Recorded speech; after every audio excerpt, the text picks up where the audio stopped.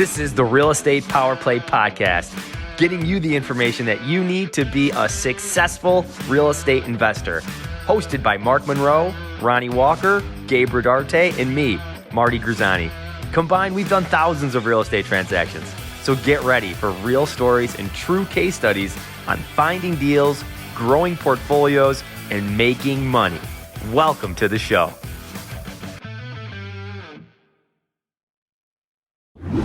Yo, welcome back to the Real Estate Power Play. Today, I am super excited because I'm actually I'm going down this road, Mark, of virtual assistants and virtual team members. So I'm really excited. I know a lot of our listeners are also kind of curious about this type of thing as well. But before all of that, before we get started with all of that good stuff, guys, I have a favor to ask. Again, this is the Real Estate Power Play with me as your host today, Marty Grizzanti, Mark Monroe. Typically, we have Gabe Rodarte and Ronnie Walker as well. But go on to Facebook, go on to YouTube, subscribe to the Real Estate Power Play channel. Again, it's every Wednesday at 12 o'clock Eastern time. We'll have a video there for you guys to watch on many different subjects and topics on real estate and real estate investing. Go on Apple, write us a comment. For the love of God, okay? It's all we ask. This is a free show. So your payment to us is a like and a share. Anyway, before we start, Mark, how are you today? I'm doing well. I'm doing very well. Thank you so much. And nice and warm. Finally getting some beautiful weather down here in Florida. By the way, we go live on Thursdays. The podcast comes out on Thursdays through once it's been recorded.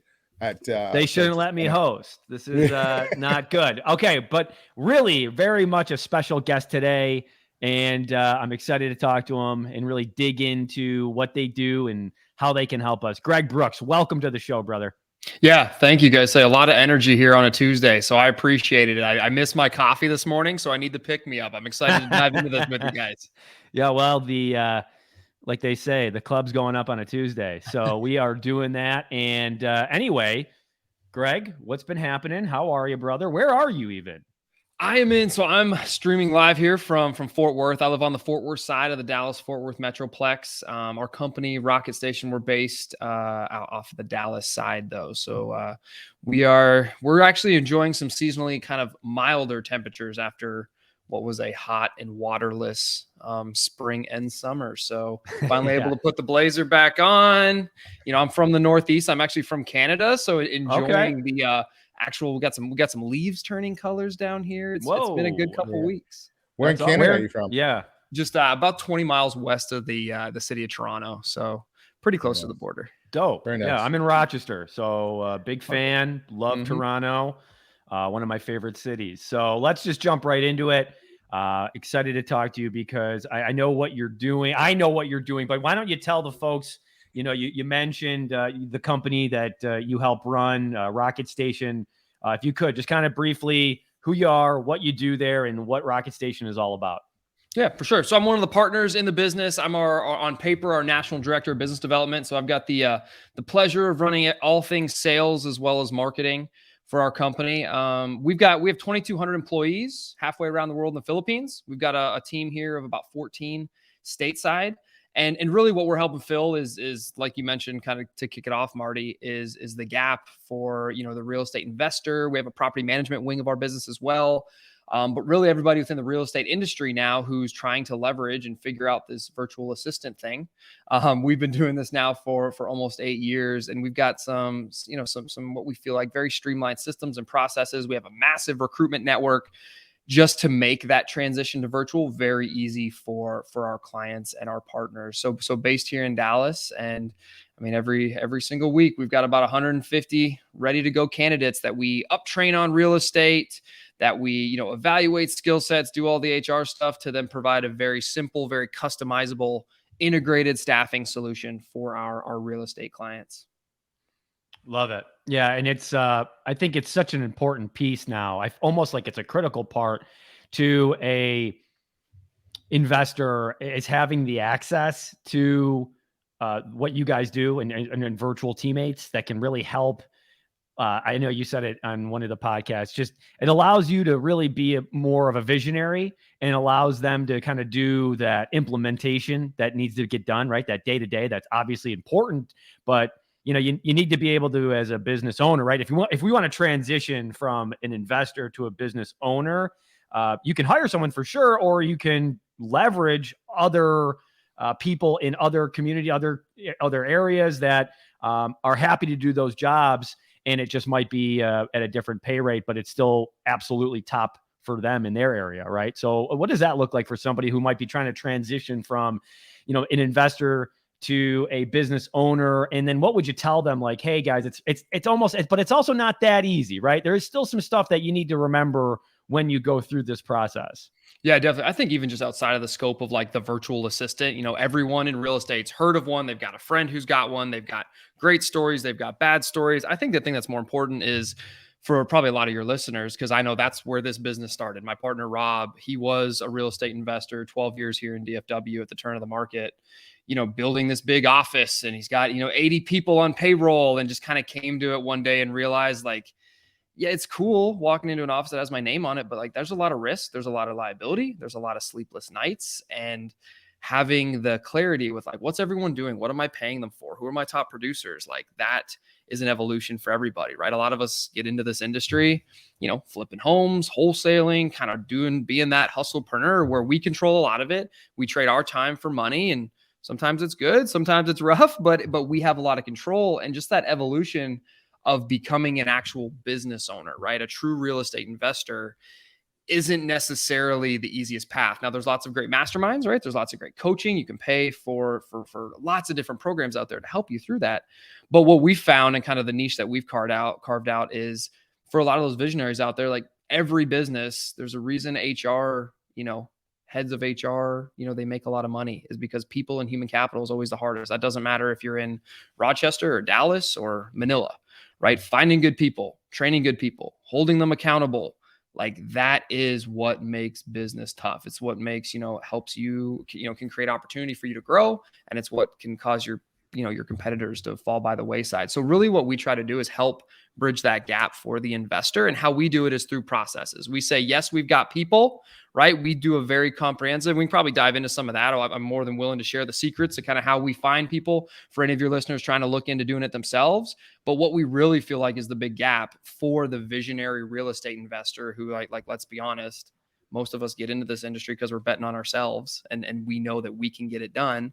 What we help them do is really drive that process-driven approach to hiring so they can get a lot of that non-revenue, very operational task-based work off their plate, which inevitably will help them scale or take a vacation or enjoy their kids and their family a little bit more, right? Play with their money. Like that's really where it starts, is through that process and helping them be a business owner rather than a business operator. So Greg, I got a question there. It's critical. My VA has been with me for about 2 years. And I mean, he got to a point where he was actually screening people and interviewing people before they even came into my office, to be able to meet and to be able to hire them. But I'm sure you probably run into this, and I just want to kind of have you set the expectations, because how many times like you've worked with a new real estate investor that doesn't understand how to run a business, and just the communication breakdown, because you may have a great VA, but then the investor is not setting the right expectations, and investors kind of lost as well with the whole communication back and forth. So they kind of jive together, if that makes sense. Yeah, no, definitely. I think treating, whether it's a VA, whether it's someone in the office, I mean, I work with a lot of clients, a lot of top performers, a lot of people kind of just getting into it and just going. Very few people will openly kind of, when you're on a private call, say, oh, I'm a great manager, I'm a great motivator. Like a lot of them they're great at operating the business, but not necessarily growing it. So what I would say is like treating that virtual assistant just like they're in the office, right? A lot of people try to jump in, and when they're just starting in the VA world or just kind of dabbling in it, they want to get everything off of their plate, right? Most investors want to just be out there negotiating deals, but unfortunately they don't set up those systems and processes and don't give the clarity in terms of expectations of what they want done. So what I say, and Mark, you may be able to speak to this, like we find the best success with our clients. It's like, hey, let's find the 3-4 things that you need to get off your plate right now. whether that's, your skip tracing and list pulling, whether that's your outbound, whether it's cold calling or VM campaigns, text blasts, whatever, whether it's, maybe some underwriting and transaction coordination roles. Like, what do you absolutely need to get out of so that you can level up in your business? And let's start there. And we help our clients walk through just that natural maturation of the individual, where it sounds like you are, Mark, where then, okay, first 3 months, we button this role up, right? We have this clearly defined outcome. Hey, you're going to be doing my lead management, following up with my leads in the CRM, making sure people are tagged correctly in all my marketing campaigns. Well, then after 3 months, that VA who's very talented understands that, right? They've got their arms fully wrapped around it. And what we find, they're saying, hey, give me more, give me more. And then we would help you, Mark, kind of walk through giving them more and handing that off to the point where, they're screening even US hires. So I feel like a lot of investors, number one, they just don't lack the clarity. They know they're doing a lot every day, but when it comes to showing somebody what they want them to do, it's going to be a lot of, hey, sit here and watch me and I'll show you. And we've all been to middle school, high school, college. Like, for me, having a lecturer sit there and just tell me, how a cell worked, or these economic principles, like, I didn't get it. I had to dive into the textbooks and do it and mess up and get the question wrong and then go to the extra, the study sessions. So unless you have that much time that you're willing to really invest one-on-one, which most investors don't if they're hiring, really spending the time with yourself to document those systems and processes. How do you do it? What do you want this person to do? What are some of the KPIs and metrics around what's going to be successful? That's going to really lend to being more successful when you make that initial hire, because once you get that first one in, like I said, they grow, they take on more. You now kind of understand and can hire additional resources, and it makes it a lot easier to really, really leverage, virtual assistants the way, say, for example, we do. I mean, we don't call them VAs, but, we've got 14 people here in the US that run our business. We have over 250 that live in the Philippines that run our business: recruitment, training, onboarding, client relations. So to get to that scale, you've got to be able to kind of parse out exactly what you want done, and then what are the outcomes that determine success or failure. Yeah, it's really good. I think that's I think that's one of the toughest things for like my business was figuring those things out, because they're all in my head. And how do you transfer that onto paper, or, someone who doesn't have the best organizational behaviors, but they're working on them. I'm speaking for myself here. How do you get that into somebody? But what's crazy, and I think it's helpful for people, is how capable people really are. And even more so, like, they're going to be in some cases better than you in a lot of ways. Like, my 3 are just unbelievable, but I had to learn a couple different times, Greg. I had to, realize that I needed to be a better communicator, a better leader, so I could tell them what it is I was looking for. But then they were able to actually go, hey, well, why don't you do it this way? So my thing is, what's helped me is asking them, hey, what would you do?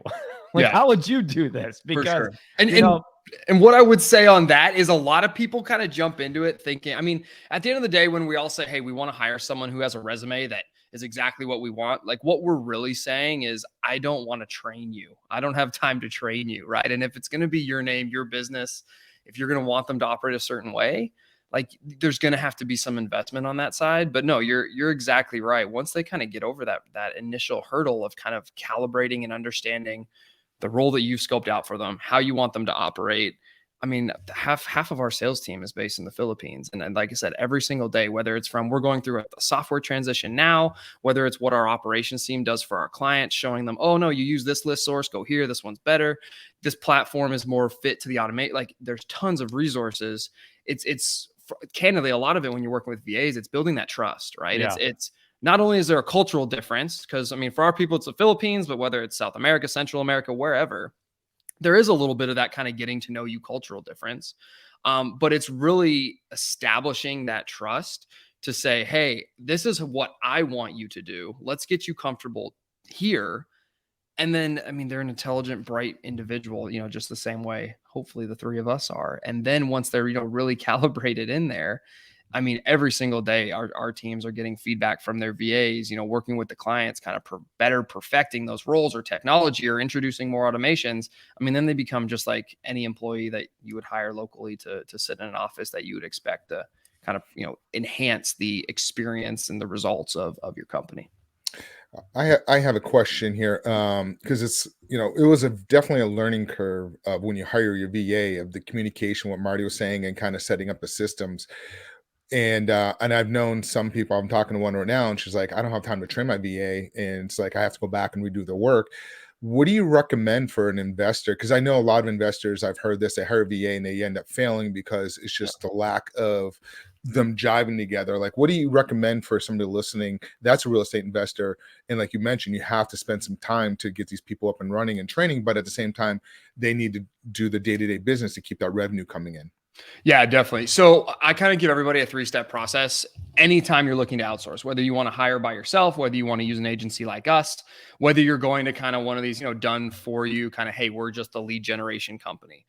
You always have to you got to look to simplify, you got to look to document, and then you got to look to hire or partner with a company. And what I mean by that is, kind of a trick that's used in the Fortune 500 world is, big functions of their business are outsourced, right? A lot of our people work for JP Morgan, American Express. They have hundreds of thousands of employees in the Philippines.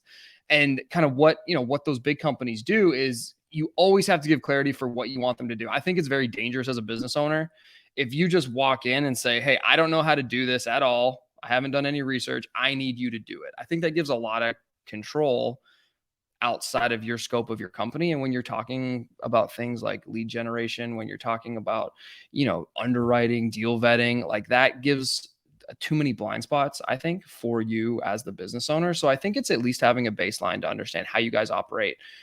What is the role? How do we currently do it? What technology are we doing it in? And really simplifying that down to like, what are the 2, 3, 4 steps that this person would need to do every single day for this to be successful? Then second part, being that documentation. I think having the clarity of at least being able to say, hey, this is how we do it now.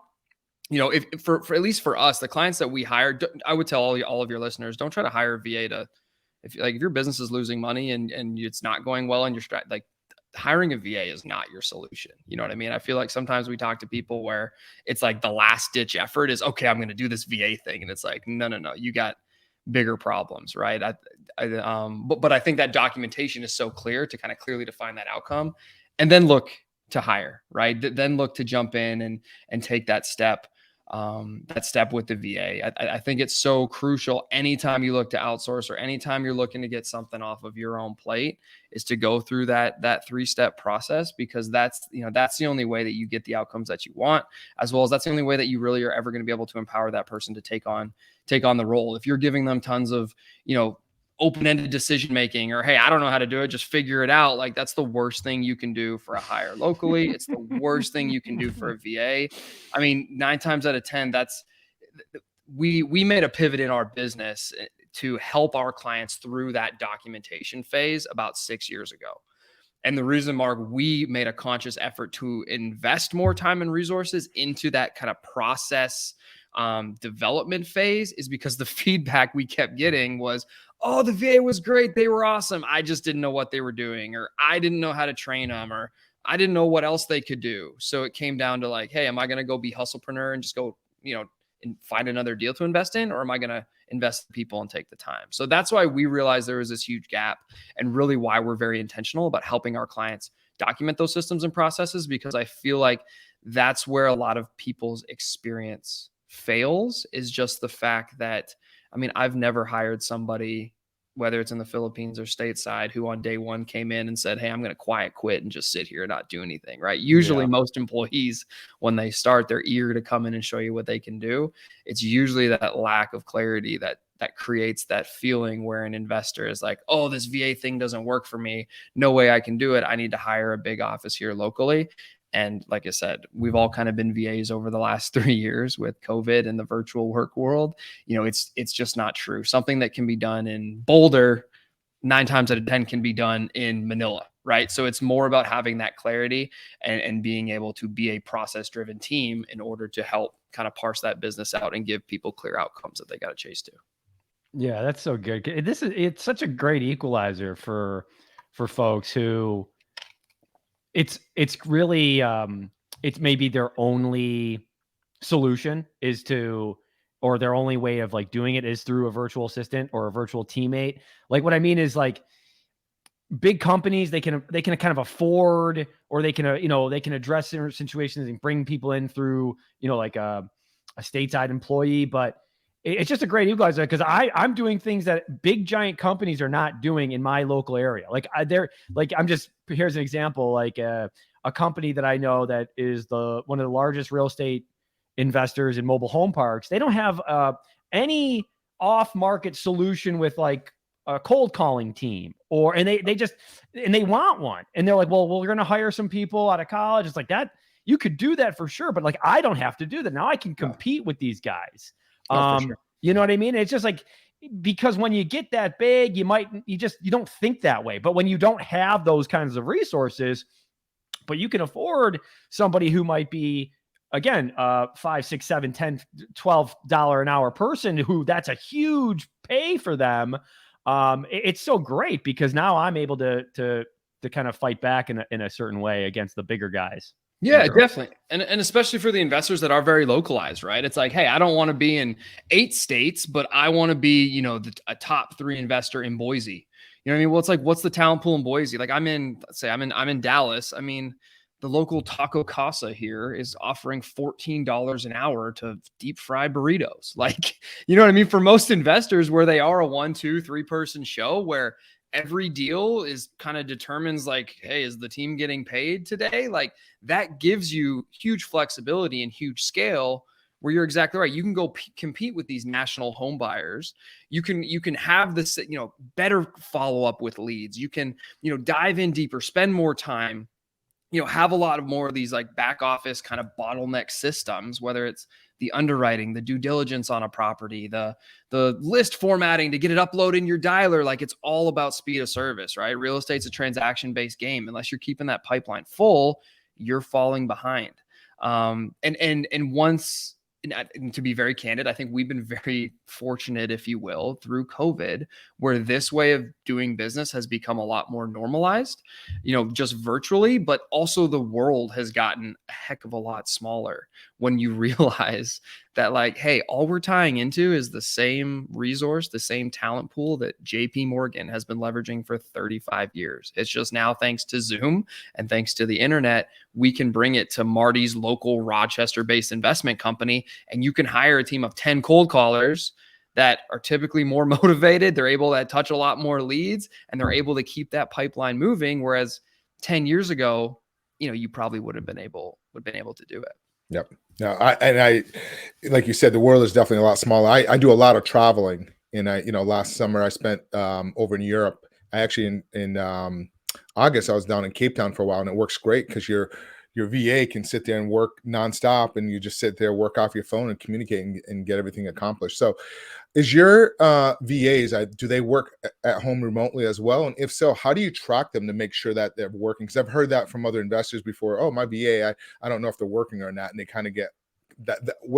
How do you guys handle that? Yeah, for sure. So I with this question, we obviously get a lot, right? Because people want to know, hey, if I'm paying you hourly, are you working hourly? The biggest thing I tell people is like, when you're making your first hire, whether it's locally, whether it's into a VA, don't become the micromanager a-hole, right? So that's where knowing the numbers, knowing the expectations, let's just use the cold caller as an example, right? Understand that, hey, if we're doing manual dialing, I would expect you to make 150 to 210 dials a day.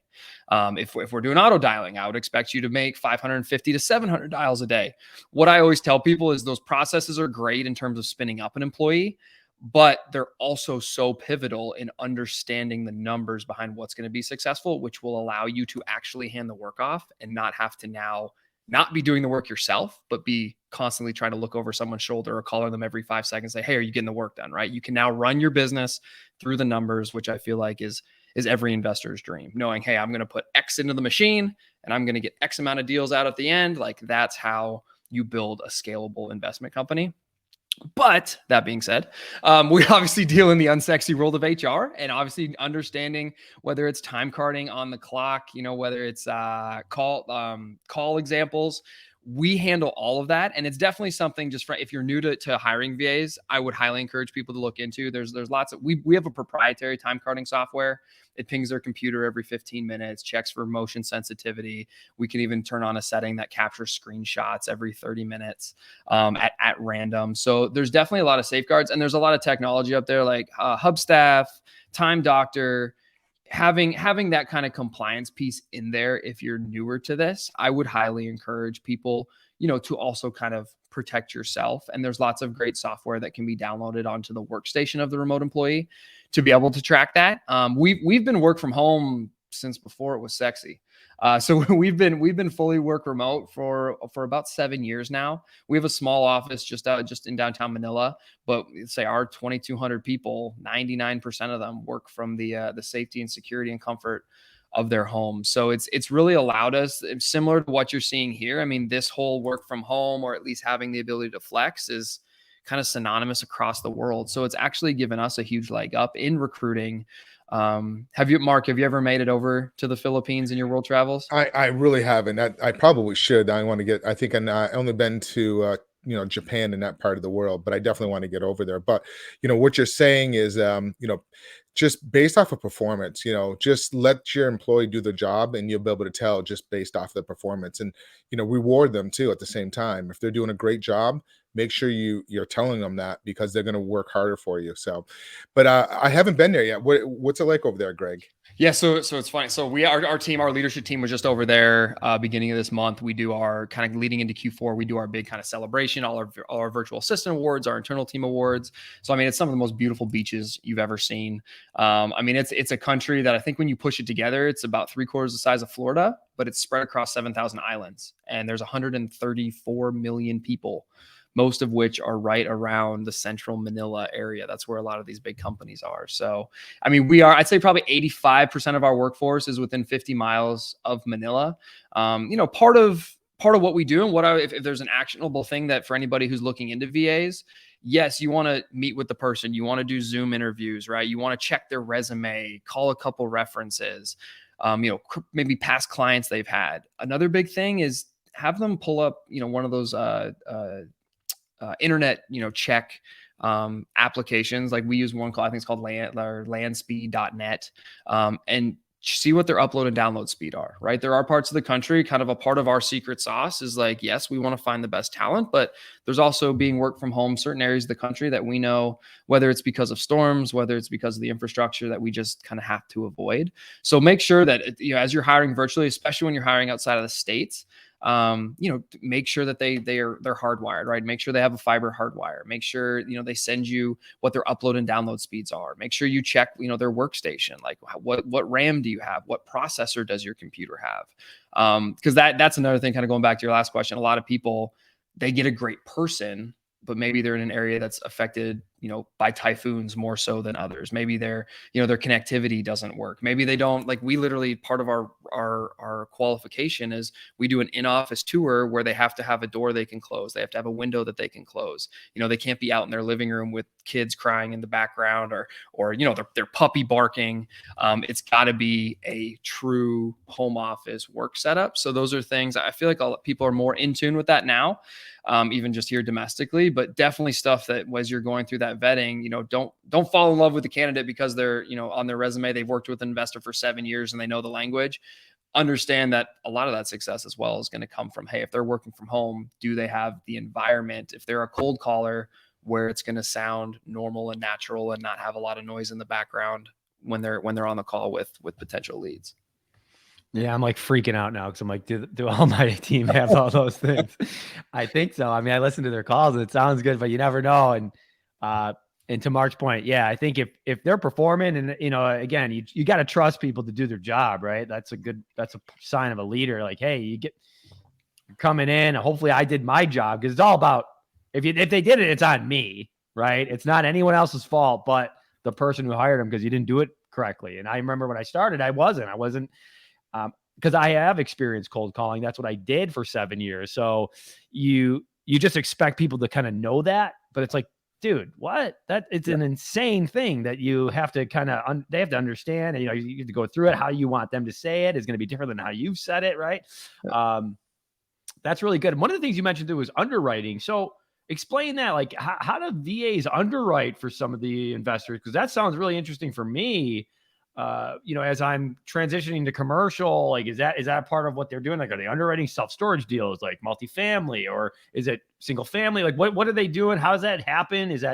What are your thoughts on all that? Yeah, definitely. So a lot of our clients, they never have like the final say. We like to keep our VAs and put you in the position where you're doing kind of the final authorization and due diligence, but like all just those data points that you're collecting, whether it's on the multifamily side and you're collecting rent rolls, whether you're, doing just the research, running comps, in the apartment world, comping, like what's the average rent rate here and there, all of just that work that you think like, hey, each data point that you want to collect when you're kind of figuring out if you're going to underwrite a deal or not, that takes you 15, 20, 30 minutes. Like, why not put a process in place and show the VA the resources, the data sets that you look at, the websites that you use to find it, and have them actually do all of that building, right? Because that's usually where the underwriting process takes a bit of time, right? A lot of the investors we work with is like, well, I've got a special way that I got. And it's like, yeah, everyone's got their special way, right? I guarantee you 90% of most investors' secret sauce when it comes to the underwriting is the exact same thing that most other investors are doing. You know what I mean? Like, we've all got that secret stuff, but that's the perfect type of stuff where it's like, as you're going through it, I mean, they're not going to be able to catch everything, right? Like, especially if you're a local investor who's investing locally in your market, there are little things like, hey, if you're 6 blocks this way, like that's a part of the area of the neighborhood that maybe we don't want to invest in, or maybe it's a part that we do. Like, there's always going to be little things, but it's more about the time savings. One of our clients, I've been in some coaching rooms with him, and he says, like, the great thing for investors is like, realize you're the best, right? You're the 110%. You are the man or woman. No one can do it better than you. But how awesome would it be if you had 4 people that could do 85% of what you can do? Like, would that not free up real time, allow you to really grow your business, or really allow you to focus on working on it rather than being stuck in it? And, for the example of underwriting, that's a great example of that. We're not saying, hey, the VA is going to be able to take over 100% of all the underwriting and vet every single deal for you, but they can take over 85% of that, right? All that legwork that is the repetitive stuff, create that process, show them what you're looking for, the data points, the areas, whatever paperwork that you need. And then it turns something that might take you 45 minutes, an hour, 2 hours to do. Now it's a quick 15 minutes, check numbers, pull in your little bit of nuance, and you're able to do 3, 4, 5, 6 more deals a day that you can evaluate. So it's all about finding kind of those efficiencies within how, each process that you carry out now. Now, you mentioned coaching rooms. Is that something that you guys provide? Or what's that? Dive a little bit more into that, if you don't mind. Yeah. So for us, so what I meant there, so we do a lot on, coaching for our VA. So obviously, say we're all in the real estate investment space. So the mastermind community is huge. So part of what we try to do as a business is we realize, especially in a changing market like this, there is tons, whether it's different marketing or different acquisition strategies, right? Subject to the creative finance. We try to work with some of the leading names in the industry and be a part of those rooms so that we can then take those teachings and push down best practice trainings to the VAs prior to them coming to the clients, right? And I'm not saying we're delivering out of the box, hey, you do subject to, I've got a VA who knows subject to better than you. That's not what I'm saying. What I'm saying is it's all about expediting that learning curve, because for us, every VA that we hire, we want them to fit into your business the way that you want them to. So we try to expedite that foundational knowledge of all the different strategies: commercial, self-storage, multifamily, single family, wholesale, fix and flip, all of it, so that when you come to us and you say, hey, here's what I do, here's how I do it, here's the role that I need, we can get you somebody who's better trained and better prepared, and say they're already half a mile into the 1 mile race, right? So it allows them to get up to speed and understand your business a lot better. And then what we do on the back end for the VAs, we've spent a lot of time over the last 2.5 years building out an online upskilling and education portal. So if you guys have ever heard of like Masterclass, right? You can go and learn from the brightest minds in all these different industries.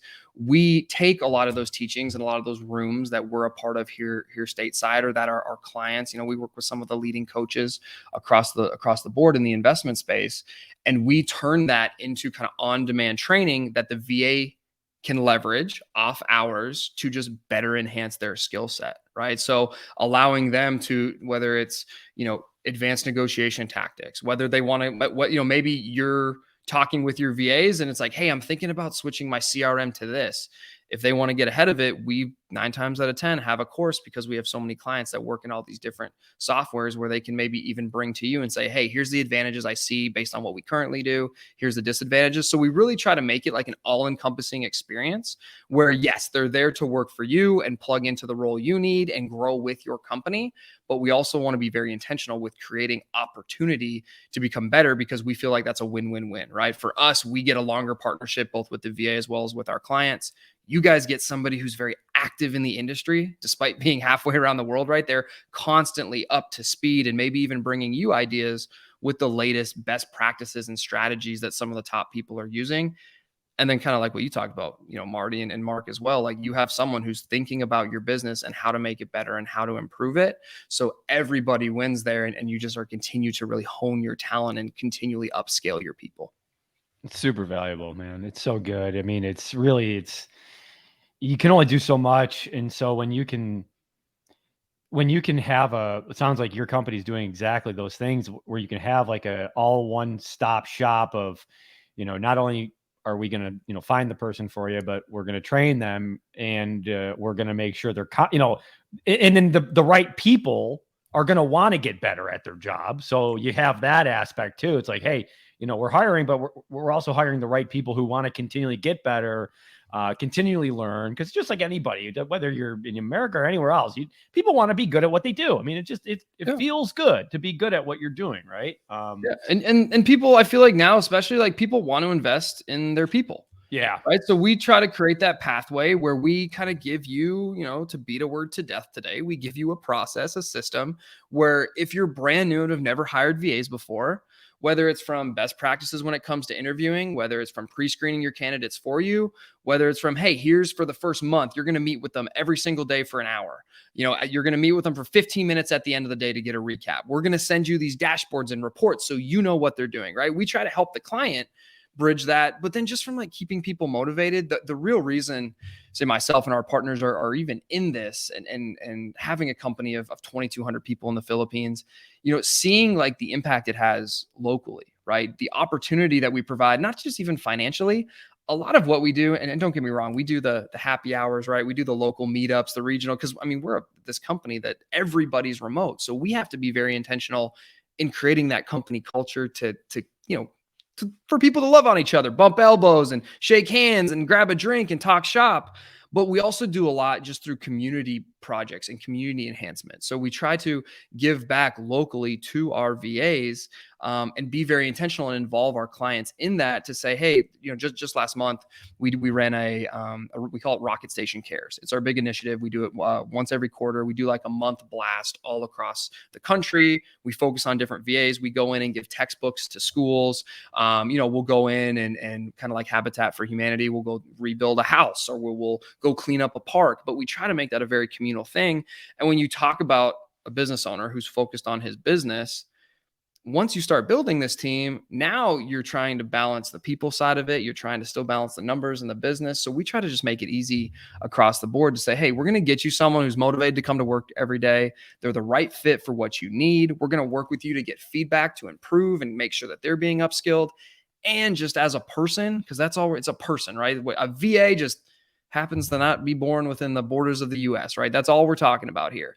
We will also, create this really custom, really great experience to take care of them as a person, from the financial component, from the community component, to really just kind of have best outcomes for everybody, where you get people who are very, very, very, bought into kind of the greater purpose, or for everybody to win, whether it's your business, whether it's the relationship with the Rocket Station, or whether it's their own personal development. It creates some cool stories. Nice. Now, how do you find most of your people? Through word of mouth? No, so we've been fortunate. Don't get me wrong. About 5 years ago, it was mostly word of mouth, right? It was, hey, I've got a friend, I've got a colleague, used to work at, JP, or used to work at Oracle. We've spent we've got the better, probably 75, maybe 80 people now who are a part of our recruitment team over there, where we leverage everything from typical job postings on your Indeeds and your Monsters and your LinkedIn, all the way through to we do like influencer marketing, as I'm sure you can imagine. The VA, the outsourcing industry within the Philippines, it's like their number 2 industry domestically. So there is a lot of focus now as the work from home, as these hybrid things where like, I mean, we work with like this group of like TikTok influencers where all they do is go through and like evaluate these BPO companies and these outsourcing companies and these VA companies and all these different industries. So we're trying to be very creative. Like our avatar is the young professional, kind of, all of our people are college educated. Our sweet spot is kind of that 25 to 35-year-old. Just because the roles our clients hire for are typically either, they want someone younger that they can mold, or they want someone who maybe has managed and has, director experience. So that's kind of our sweet spot. So we try to be very creative across all the channels, just to find really good talent, right? That's what everyone's fighting with. And we feel like we've done a really good job of kind of staying on the forefront and being very creative in how we find our people. Yeah, that's good. It's huge. And you guys have a long history of doing that. So now you guys have built up that foundation, and now you reap those benefits. So that's great. Question for you: when you're looking at now, again, a lot of people are listening to this, are going to be brand new, and they're going to feel confident to reach out to you. But what are some of the main KPIs that you've seen the most successful businesses that work with you look at maybe on like a daily or weekly basis? Like what are those, maybe 2 or 3 KPIs that people, must look at and track? Yeah, for sure. So I think it's a little bit dependent on role. I think for most investors out there, the first hire they want to make has to do with some type of lead generation or lead management. So I think the big thing there is if say you're propping up somebody to do true cold outreach, I think understanding your daily daily averages when it comes to whether it's text, whether it's calls, understanding like if you have a team right now, how many calls do they typically get to? If you're doing it yourself, like what would you typically get to, and benchmarking that.